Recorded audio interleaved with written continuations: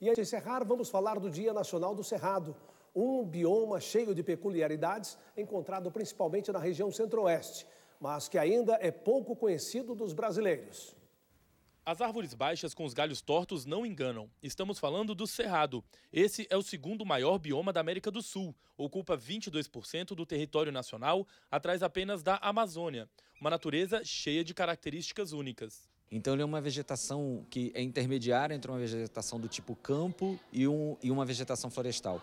Então ele consegue reunir elementos que são ao mesmo tempo misturados, mas ao mesmo tempo próprios desse tipo de formação vegetal, que é a formação savânica que a gente chama. A grandiosidade desse bioma pode ser traduzida em alguns números. No Cerrado existem 11.000 espécies de plantas, 45% delas exclusivas dele. São mais de 2.500 espécies de animais. Ao todo, o Cerrado reúne 5% de toda a biodiversidade do planeta e 30% da encontrada no Brasil.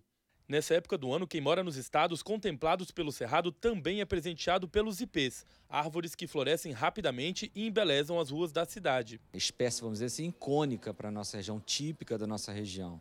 Não exclusivamente nossa, mas típica na nossa região. E tem essa característica que é muito própria e bem fascinante, que é de florescer exatamente no meio do ano, né?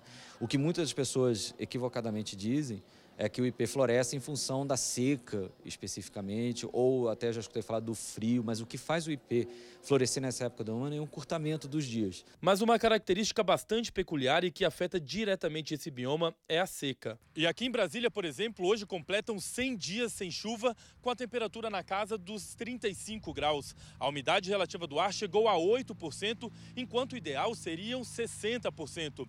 E essa combinação de altas temperaturas com baixa umidade resultam em queimadas. Do dia 1 ao dia 9 deste mês foram registrados mais focos de incêndio no Cerrado do que na floresta amazônica, por exemplo.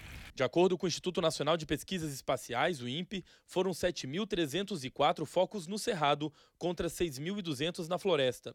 No acumulado do último mês, houve 17.438 registros no Cerrado e 30.245 na região amazônica. De acordo com o biólogo, a vegetação já está acostumada com incêndios justamente por suas características específicas. A questão da seca prolongada, ela vai fazendo com que, principalmente as plantas que não têm um sistema de raiz muito profundo, elas acabem morrendo, especialmente na parte aérea delas. Então fica essa biomassa seca, morta, mas exposta. Então fica como se fosse um material combustível fácil, né?